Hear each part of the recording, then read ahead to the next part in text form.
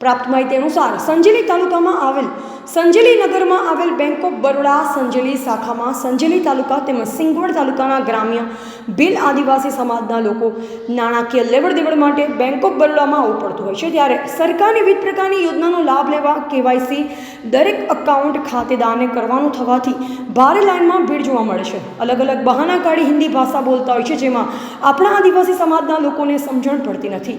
લોકોને ધર્મના ધક્કા ખાવા પડે છે। ગુજરાતમાં ગુજરાતી ભાષા લોકો ભણતા અને બોલતા હોવાથી બેંકમાં કર્મચારીઓ પણ ગુજરાતી બોલના હોવા જોઈએ તેવી લોકોની માંગ ઉઠવા પામી છે।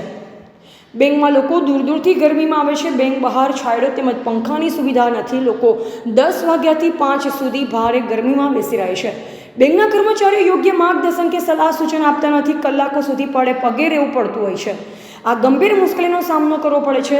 સત્તાધારી જનપ્રતિનિધિઓ લોકોની મુશ્કેલીઓ જાણવા કે પૂછપરછ કરવા કોઈ તૈયાર નથી, તો તંત્ર આ ગરીબ આદિવાસી માટે હિન્દી ભાષીઓની જગ્યાએ ગુજરાતી ભાષા લોકો સમજી શકે તેવા કર્મચારીઓની નિમણૂક કરવા સમગ્ર સંજેલી પંથકમાં લોકમાંગ ઉઠવા પામી છે। જિલ્લા બ્યુરો ચીફ અંબારામ કે ખાંટ સાથે કેમેરામેન કપિલ બારિયા, સંજેલી, દાહોદ। આપનું નામ? મારું નામ ટાઈગર મહેશભાઈ ગંગાભાઈ। આ બરોડા બેંકમાં આવ્યા, શા માટે આવ્યા તમે?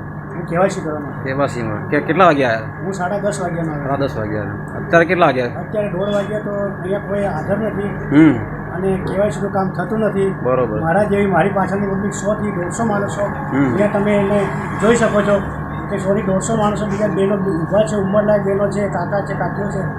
કોઈ કામ હટું કરતું નથી, કોઈ જવાબ નથી આપતું અને હિન્દી ભાષામાં જે લોકો બોલે છે તો આ લોકોને ગુજરાતી કંઈક સમજાતું નથી અને અહીંયા કોઈ જ કામગીરી કરવામાં નથી આવતી। એટલે અહીંયા હિન્દી ભાષી કર્મચારીઓ પણ બદલી અને ગુજરાતી કર્મચારીઓ મૂકવામાં આવે અને જે કામગીરી છે એને સમયસર કરવામાં આવે, કારણ કે લોકો બહુ હેરાન થાય છે। તમે જોઈ શકો છો અને જવાબ પણ લઈ શકો છો। અને આ સાહેબ આવેલા આદિમાં મેનેજર, એમને